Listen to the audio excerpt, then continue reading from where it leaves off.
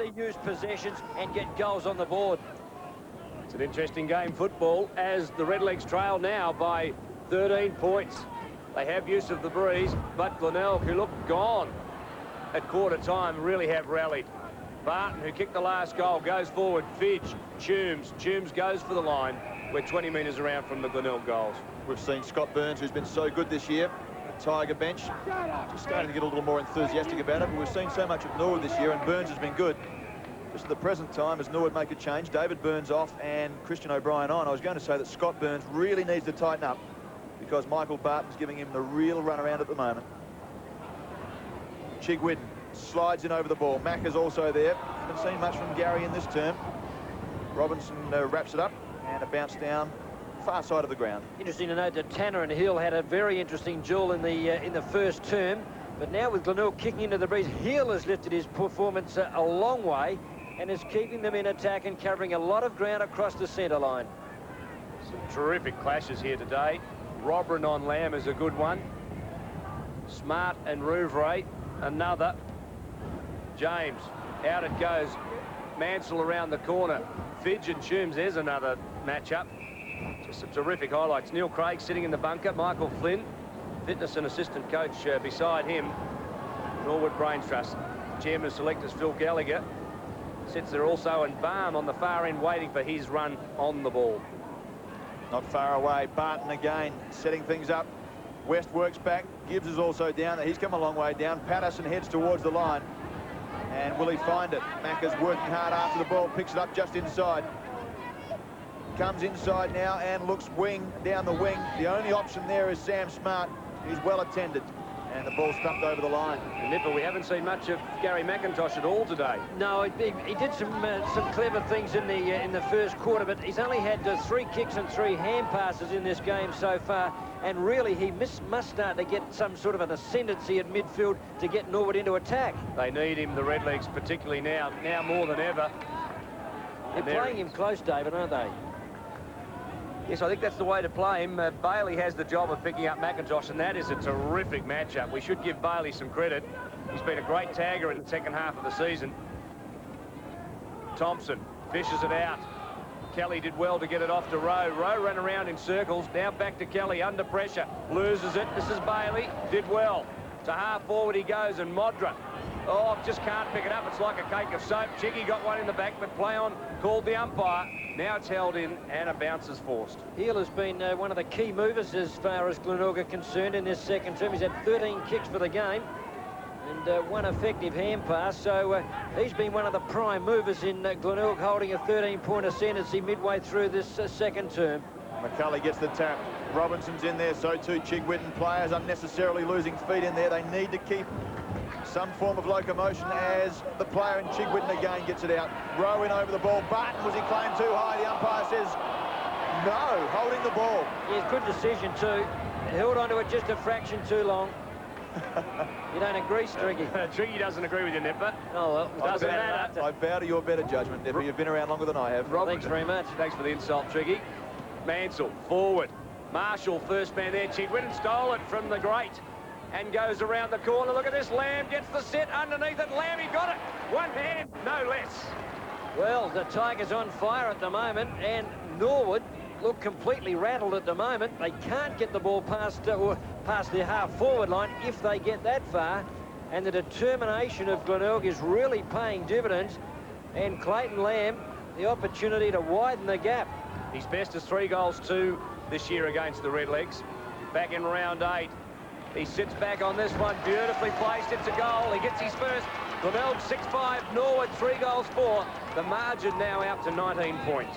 Well, we've played 14 minutes of this second term, and Norwood kicking with the aid of a breeze that's got to be worth 4 to 5 goals, have not scored, and Glenelg have added 3 goals 3, which is a fantastic performance, and certainly given themselves the opportunity, even at this early still midway stage of the second term, to even go in front at half-time.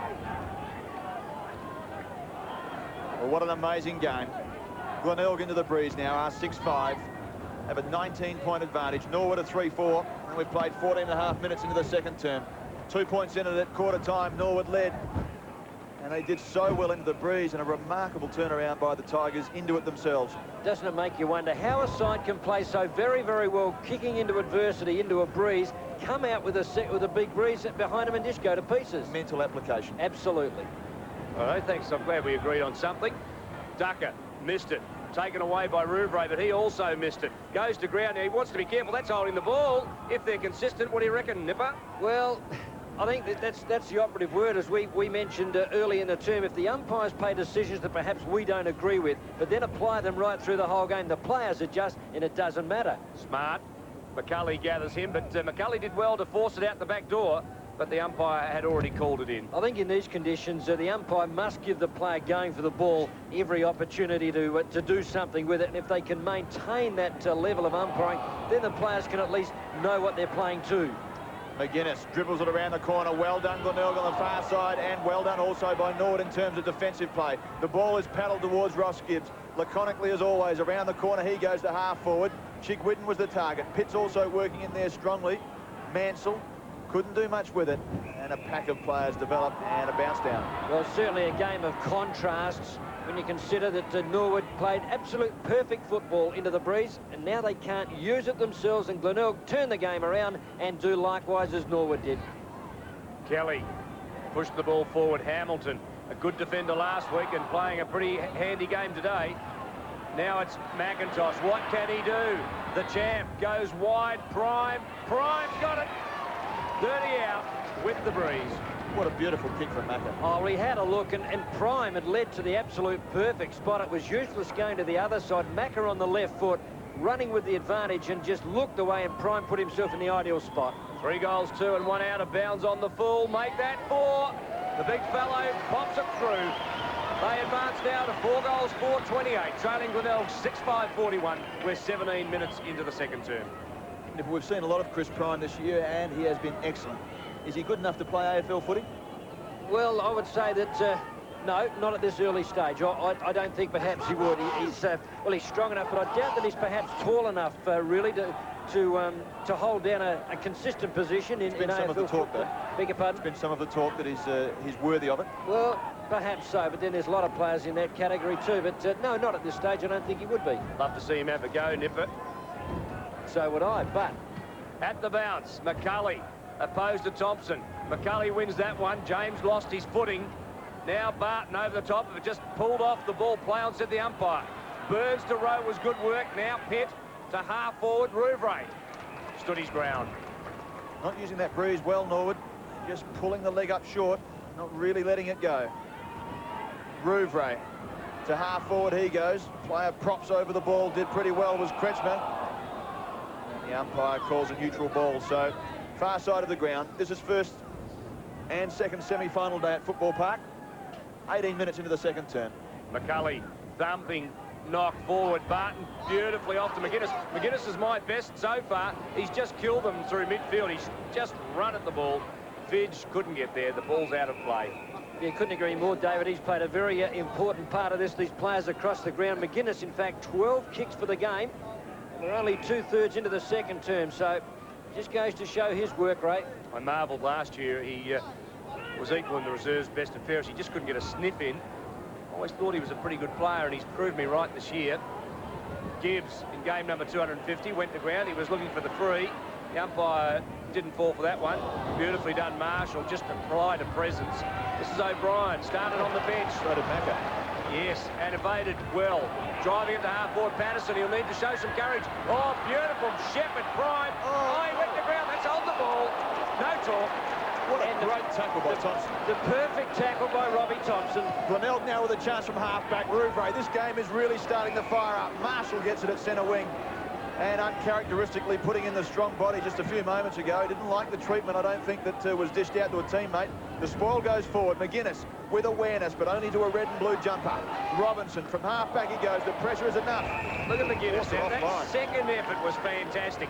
He fluffed the handball, and then he got back quick enough to chop it off. Well, the desperation by Glenelg starting to pay off. There it is. Inside half-forward, and well done by Stephen Pitt. Looks very comfortable in defence. Hands it over towards Vice-Captain Brett James. Sweeps it to the far side of the ground. Toombs has made some space. Eames is there, and so too is Kretschmer. Dwayne does it well this time, gets it to Fidge. Bend your back, John, and get down to it. Does this time. Plenty of time. Lines it up, looks for Barton, who's really given this man, Scott Burns, the run around, but this time Scott wins out. You wonder about the thought behind Norwood switching the play to the outer side of the ground. The member stand side is the way to go, and they just switched the play completely and lost any advantage they could have gained. McIntosh, look at him, desperately done. Lost his footing and still got there to provide a contest. Eames was pulled off the ball. Kretschmer got it back to Chigwidden, who had an airy. Barton, a good low ball attack. Was great work. Chigwidden well done. Got it off to Hamilton. Yes, it was well done. The smother by Robinson. Now the long kick forward. It was a beautiful combination. O'Brien missed it. Hocking gathered it in. He was dispossessed too high and wins the free. Gee, they're playing in front, Glenelg. They're attacking hard. They're hitting the body hard. They're playing the flanks beautifully, and it's super footy from the Tigers. To the far side, and Smart just reminded me of a piggyback right a few moments ago, or a second ago, when Christian O'Brien went for the ride. The umpires found a free. Sam Smart, centre wing, brings it in towards the corridor this time and does it pretty well. Hocking is the target. So too O'Brien in there. Well done. Rowe works over the ball. Mansell is strong. And Chris Prime can't get through there because the umpires called it up. Well, a 13-point advantage to Glenelg. Heading towards time on. Just 2 or 3 minutes to go. Norwood need goals. Smart it was who thumped it down. Marshall, a hurried kick into space. Hill will run onto it, but Patterson is going to provide a foot race. In fact, dead heat. Well done, Robinson to Kelly. Marshall just, again, providing a dangerous presence. Out the back door. It falls. Rowe fighting hard for the ball. Gets away handball. Pushed off it by Rouvray. Now McGuinness working in defence, doing pretty well. Pushes it to Bailey. Now with a handball to Thompson. Over the top to Marshall. That's ignored. It's a long kick to West, and West pushes it to ground. Heel did well, but is pulled in and got one high. Yes, good decision. Free kick was there. Mark Choco Williams will have to be happy with the Tigers' second turn. Chigwidden is bundled across the line by Brett James. And if you'd be able to tell me, Mark Williams and Neil Craig, they work together. Well, wouldn't be any love lost this afternoon. I say, the interesting office coffee Monday morning. If they sit down and talk. The sun has come out at Football Park as Pitt works his way through a pack, only as far as Simon Hill. Short kick to Barton. They've enjoyed his second term. Well done, Philip McGuinness. Feigns the handball, now gets the drop punt away. Fidge is the target. Watch him get the sit. Jonathan tunes it well. Fidge did better. Fires at goals and gets his second.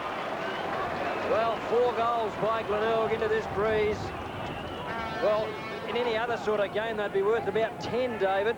The way they've worked has been tremendous. I think that's a pretty fair assessment as to the strength of the breeze. But again, McGuinness is the link man. The important possessions he's got, I just couldn't tell you. He got the ball in the back pocket, then again at half forward. It's the strong running players, McGuinness and Barton, that have really split the packs open with their strength to bump players off the ball and feed it out. So John Fidge, in fact, gets his third. Glenelg is 7-5. Norwood a 4-4. 23 minutes into the second term, and Norwood need to do something very quickly. 19 points the margin. Brett James having a run on the ball, goes forward. Thompson was bowled over. Now Rowe, don't they need a lift from him? Oh. He had plenty of chances, but he's fluffed them all. Now Rouvray is back at full back, by the way, if you don't mind. Hamish Stewart's been shifted. Rouvray's gone to full back to pick up Chris Prime. Thompson with a long ball to half-back. Kretschmer from behind. Eames from the front. Eames it was who won the free kick. Gee, that was an undisciplined bit of work there.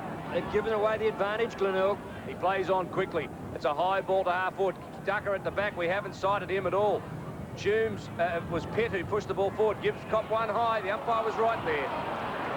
Once again, the Glenelg players, eyes on the ball, going in, making the ball their objective. There's Gibbs going in with desperation, and he won the free kick correctly.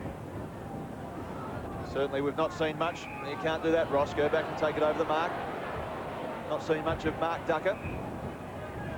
Haven't had the chance to get the ball up there a lot, Stephen, have they? I mean, they've gone into attack just spasmodically. Oh, Prime gave them a goal, but they haven't had a lot of chance. Chris Prime has dominated that position throughout this game so far. Rouvray to centre wing. The breeze is fluky because that ball carried some distance, and David Marshall, 350-plus games, has taken it on centre wing.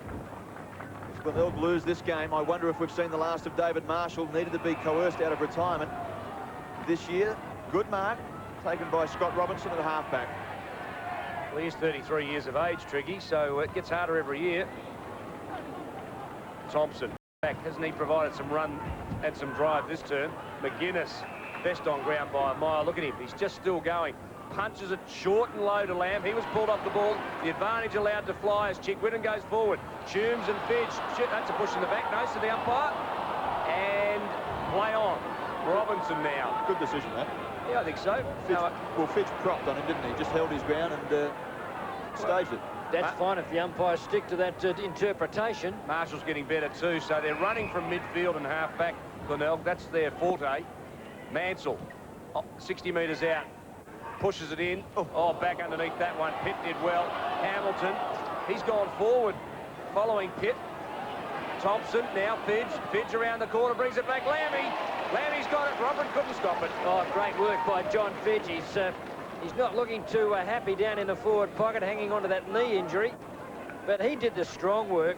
And on all occasions, going into attack, Glenelg have had players at the drop of the ball and playing in front. And here we find Lamb 20 metres out. It's a sharp angle, but it's goalable. Very much as you say, Nipper, playing in front is critical. And Roberts sat behind, but John Fidge, I bet there were a few anxious looks at Big John when he limped away from that contest. Let's have a look at Lamb now. Across the face of goals. So the breeze is still an influence. Out of bounds on the full. Not the best of kicks from Clayton Lamb. He had to aim that ball. He had to kick it with power, aim it at the left goal post. He just let it float into the goal-scoring area, and the breeze did the rest. And Norwood off the hook. Done pretty well in the last few years, Lammy. He's got more than 50 goals, 2 out of the last 3 seasons. Should know how to kick them. McCulley tried to paddle it forward. Pitt. A hurried kick to the outer side, just inside the boundary line. Eames and Mansell now. Mansell got there first. Did it well, the little Panola boy. Can't call him a boy anymore. He's 27. I just can't believe he's a bit like Peter Pan. Just looks younger every year. He's not happy about that one being given away. Eames takes it. Norwood needs something, and they need it very quickly because they're running out of time with this breeze at their backs. Stewart does well. Runs it towards the line before Stephen Rowe can keep it in. Now, where's Stewart? Forward pocket. No, he's now picking up Ducker, and they've changed Rouvray back onto Rouvray's gone from centre-half back onto prime. Yep. Smart gets it away. Patterson, I think it was, deep into the pocket. They need to hit the head of the square. Going in direct like that's not going to get them a return. All the hard work has been done by the players further afield to limit the opportunities that Norwood could take by getting the ball up to prime. He's got their only goal for the term, but the players further afield have just nullified and consequently swept Glenelg into attack. McGuinness yet again, another stat. He just kicked it forward into space. The good thing about Glenelg is once in this second term, when they've had a possession, they've always had 2 or 3 players around the fall of the ball to feed it off to one another and run it into the breeze. And of course, when they've got up near that centre line, well, players like Barton and McGuinness have just finished it off. We thought, of course, that the Redlegs may have done enough in the first term to win the game. The player was James. Couldn't get onto it, but Ducker. What an important take. Right at the head of the goal square, and will shoot from just 12 metres out. Well, perhaps just a little bit fortunate. I don't think there's any doubt that the ball was headed towards goal, but it was a bad kick, and Ducker fortunately had his eyes on the play further afield and crunched onto his chest. So Mark Ducker with just his second kick for the day. Hocking stands on the mark and points at him. Don't think that'll do much. Ducker shoots at goals and has nailed it. So Norwood get a little closer. They go to 5-4. They trail Glenelg 7-5. 28.5 minutes into the second term.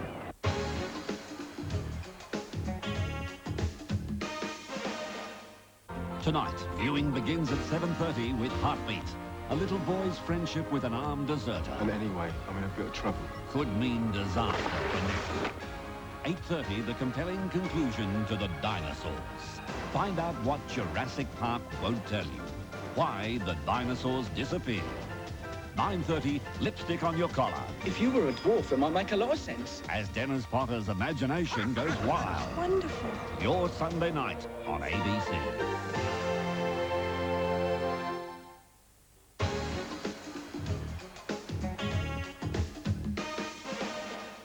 Mark Ducker certainly will be keen to get into this game. He's only had 3 kicks and 1 mark in the contest so far, so really hasn't been a big contributor. It's been left to Chris Prime at full forward to do the work, but if support from Ducker comes, the Redlegs could get up. As Paul Rouvray has proven to be just the ticket for Mark Ducker. McIntosh powers away from the contest. Has a look at the goals. How close is this? Very. Macca gets his first. Norwood do extraordinarily well into the breeze and hit the front. Well, what a super performance from the skipper. We mentioned a short time ago that he was the player that could inspire them. He's doing that in the third term. Only his 7th kick for the game, but what an important kick it was, and the strength of Prime in the goal square, instrumental again to result in a goal to the Redlegs.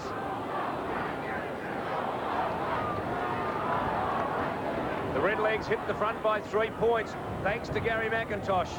He's missed 8 games this year through injury. He finds it very difficult to run out 4 quarters. But so far this third term, he's given everything. Rowe hard at the ball. Chigwidden unsighted today. Hardly been around the ball. Norwood seemed to me as though they've just found a little extra. Why not?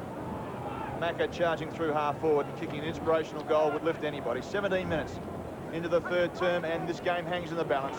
The Redlegs by 3 points to half forward. Was smart held, I felt he was. It doesn't matter. He does very well to get around and looks for Prime. Rouvray now has the big man. He works towards the boundary line. Looks to keep it in play. Has he? Yes, no umpire's whistle. Now there is. And 25 metres around from goal. We'll have a throw-in, and Norwood with a chance to score. And once again, the desperation of the Norwood forward line players doing everything right by holding the ball in the area. And that is just so important with the opportunity to score. When you're kicking into a breeze, hold the ball in the forward line. The Redlegs by 3 points. It falls to Tanner. Oh. He explodes wide, but the ball goes with him. It's out of bounds on the full. Importantly so, though, David, at least it's keeping the ball down in that area as time is ticking away, and seconds are precious as far as Glenelg are concerned, because they must score a goal in this third quarter. They have not scored. They were 7-5 at half-time. Score remains the same. Norwood have played very intelligently. They've kept it to the far side, which is the defensive side for them. Tanner's in there, so too is Chigwidden. The Tigers need a little more from their skipper as he fires at the outer side, but too far. Over the line and out of bounds on the full. So the Redlegs with another chance. It's only his 5th kick, you know, Nick Chigwidden today. All right, he's had 5 handballs, but they need a lot more penetration from him. Certainly do. Tanner, slick and quick to Eames, who looks to have got over that hamstring problem. In short, the umpire said not far enough. Here's Eames again. Couldn't quite get it far enough. Stephen Rowe is in there working very hard. His work rate has lifted enormously. Ducker also. Gibbs is in there. And a bounce down 45 metres from the Redleg goal. Well, under normal circumstances, one would say that Norwood have set themselves up to go ahead and win this game, but we saw a similar situation at the end of quarter time, and the Tigers came back. They've got the job ahead of them from here. You're picking them, are you, Nick? Not yet. No, this game is anybody's. Norwood fans, look on. We're 19 minutes into the third term, the premiership quarter. The Redlegs have the lead by 3 points. McCulley it was who won the tap. It goes to ground. Good work there by Tanner, was it? He wins himself a free kick. Robinson, correct. On the 50-metre line now, he is a penetrating kick, even into this breeze. He forces to go across the face. Hamilton missed it. At the back, it was Rouvray. Mopping up, it swings clear. Patterson into the unprotected goal. Patterson's got it. 59 for the year. A crucial one as he gets his first. And the Redlegs step 9 points clear. They're 8-8, leading Glenelg 7-5. Well, so dangerous around goal. Their handball in this third quarter, Norwood, has been nothing short of brilliant, because they've used every possession they've had, and the way it came out to Patterson, just lurking in the square there. A clever kick. And Norwood look the goods at the moment, nearly 20 minutes into this third term. Changes being made by both sides.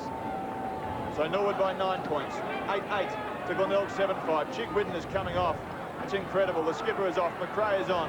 The Norwood change that Nipper alluded to is that Baum is about to come back on for Michael Thompson. To half forward it goes. Rowe does very well. Keeps feet, now goes to the outer side. Feigns and comes inside to half forward. Ducker's the target. He needs a one take, couldn't get it. McGuinness works back, but Norwood are there in numbers. Eames lifts the eyes, couldn't get through the pack. Well done, Philip McGuinness. Chips short, looks for and finds McCulley. McCulley plays on quickly. McRae keen to show his stuff after sitting on the bench. Missed the handball. It could be a crucial one. O'Brien forward. It's out of bounds. 30 metres around. And McRae missed it. They did miss it, but now Hans will come on and pick up the pace of the game straight away. fact, not Thompson coming off. Yes, it is. Michael Thompson off. Craig Barham on.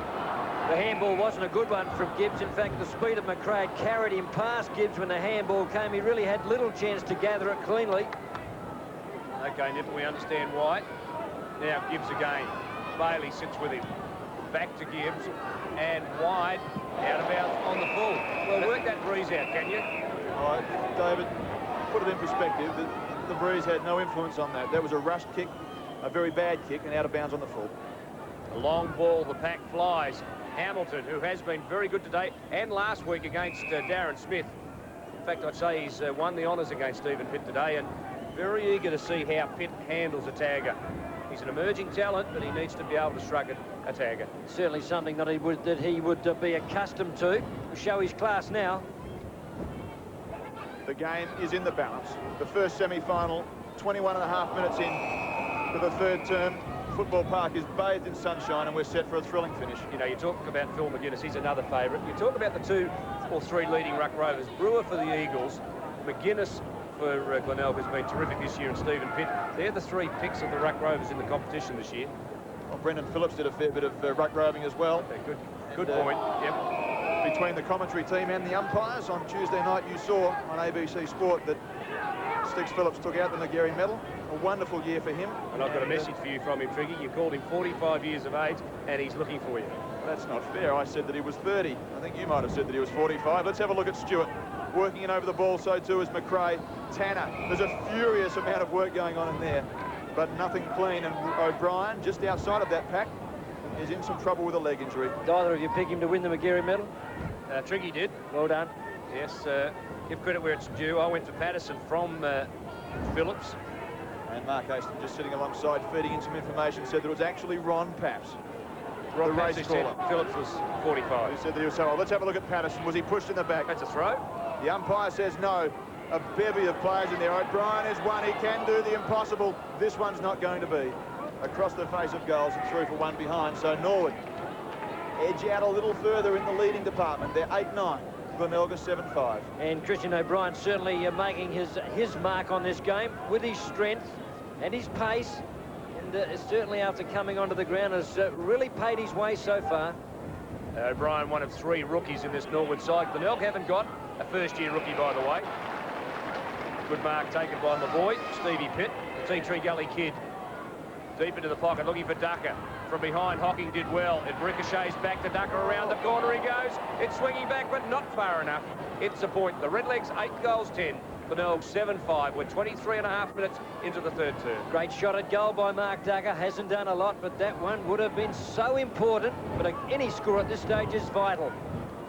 Rouvray thumps it towards halfback. The ball will carry. Eames needed to keep it in front and tried to do so, and in the end was effective. Kretschmer has a loose player in heel. He puts it into the path, but as he put it too wide, he has. Well, how many times have we seen that today? The ball go out of bounds on the full. It's extraordinary. I can't understand them playing that wide, you know. Certainly not. Kelly to Eames. That ball holding up into the breeze once again. McCulley judges it the best. Takes it on the chest. Lifts the eyes, comes across in towards the centre of the ground. Mansell, now we haven't seen hide nor hair of him in this third term. Looks to be languishing through half forward, David, and that's a surprise because he really does set up some good players. Well, I don't think we've seen hide nor hair of young Mansell at all today. He He's had 10 odd kicks, fellas. I think you're being a bit tough. They've got to be constructive, surely. Yes, but he's done a lot of bullocking work, a bit like Chris McDermott does for the Crows. I wouldn't underestimate Mansell. I like his style and the little things he does. This boy is killing them. McGuinness, 20 kicks, 4 handballs. Not a bad day's work. West need to work hard. He did so. Got it off to Barton. Barton was claimed by Modra. Modra's played a beauty at centre half-back. We talk about good players, and Modra has completely beaten West. And indicative of Norwood's desperation as Modra put the perfect tackle on. But it was just sheer determination and continual running to get to the player. Very lucky, Michael Barton, not to go for holding the ball. He had every chance to get rid of it. Now Kretschmer. He's had a wonderful battle with Eames on centre wing. Simon Hill's also been very effective. Lifts the eyes, chips short, and finds Mansell. As David Mackay suggested, his 11th kick, so he has had a few, but they haven't been very often in this third term. Barham from the pack situation. Gibbs reads it the best. He'd love to nail this one from outside 50. Fires at the goals, and it's got it. the veteran, in game number 250, to the delight of the crowd, picks up his first for the game. The Tigers get their 8th. It's 5 points the difference. It's only his 4th goal.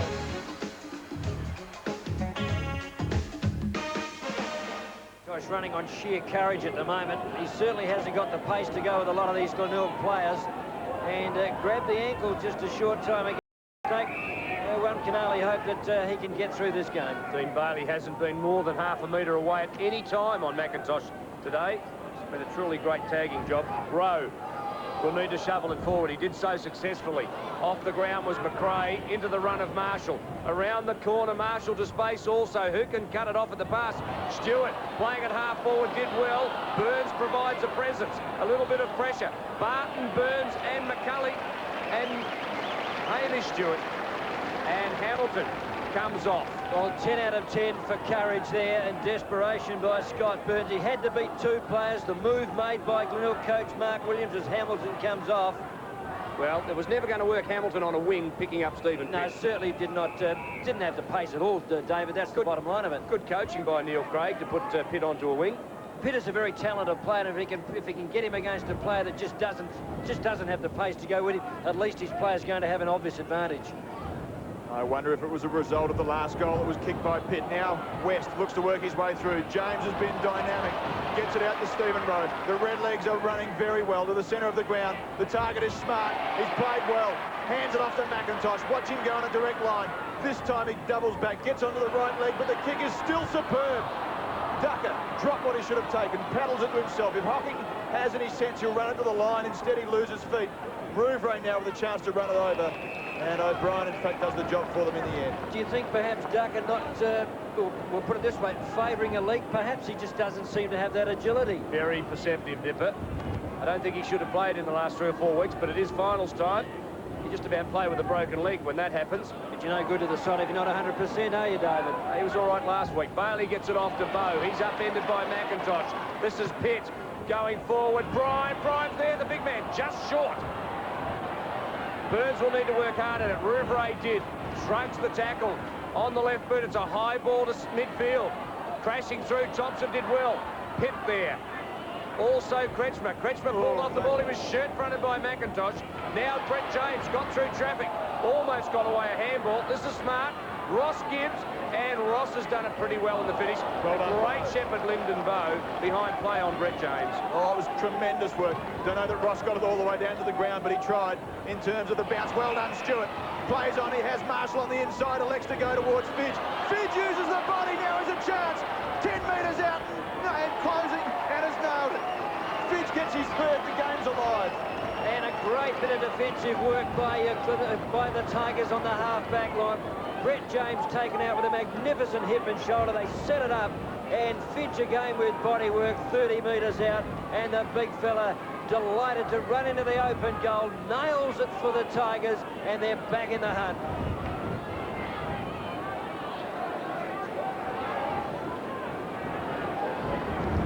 There's Mark Williams. His side trails by 7 points, but they're coming home thanks to that goal by John Fidge.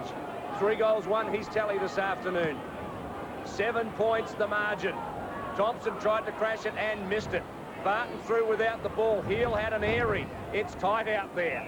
It is tight, all right. Which one of these Tigers is going to put his hand up and say, I'll win the game for us, I'll get us back? Well, it's real typical first semi-final. No second chances this afternoon. Midway through this final term, there's just 7 points the difference. 14 minutes into the last term. The game hangs in the balance. It has all day. Marshall leads in the race for the ball. Gee, I've been impressed with Richard Kelly at half-back, and he's won a free kick. He's versatile. He's a good midfielder. He's a good ruck rover. Now he's proved he can play at half-back. And in game number 50 for him, thumps it towards half-forward. It travels over the head of all attacking players. Working back there are the Tigers. Heel is the one who ends up with it. Hasn't he played well in the second half? Towards half-forward he goes. The order of the day is to keep feet. In the end, Jonathan Robrin gets a quick kick away. Players closing from everywhere. Well done, David Burns. Held his ground. Macca comes charging through. Patterson, the quick kick. Where's Ducker? Over his head. Hocking thumps it to the line. I don't know who's going to get there first, but Clayton Lamb certainly looks to be in some trouble. The pickup is very good from Smart. But Well, at the under end, pressure, the kick goes over the line. and the Breeze did the rest. Straight into the air. Forced a kick hurriedly with the left foot. couldn't keep the ball low, and consequently, these strong windy conditions of Football Park carried it to the line, and Glenelg out of danger. The Lamb kick sits into the breeze. Everybody misjudged it, and across the line for a throw. And we've had 15 minutes of the final term. Norwood 9-12, Glenelg 9-5. The margin 7 points. Noticeable that the legs are starting to get a little bit tired. The pace has gone out of the game. It'll be a run to the wire on sheer courage. Must be a Port Adelaide supporter doing the knitting down there, I would think. You wouldn't dare take your eyes off it if you're a Glenelg or Norwood fan. Yes, there hasn't been much in it all year. I think in the 20 games they've played, Glenelg have won 12 and drawn 1. Norwood won 12 and lost 8. So there's not much in it throughout the season. Hocking, inside halfback. Made a couple of terrible mistakes, but that mark was very, very good. Modra overruns the ball. McGuinness now with a chance. Claimed well. The defensive action of Norwood has been very good. Kicking in danger, gee, you don't see them too often. That's the first one this afternoon, and there's been several opportunities for a similar decision to be paid. Several of those have been let go. What a crucial one. Tanner now in towards centre half forward. Here he goes. O'Brien leads in the race for the ball. He needs a one clean take, and he needs it quickly because there's plenty of Glenelg players there. The whistle went to the mouth with Richard Williams for holding the ball, but in the end called play on. Well done, Stephen Rowe. James with a chance to make it very hard, but he's offline, way offline, and out of bounds on the pull. And hasn't Patterson lifted his work rate in this final term? He's been everywhere for Norwood. Neil Craig intently watches on. Could the kick have gone short from James to prime on the lead? Well, he was certainly within range, but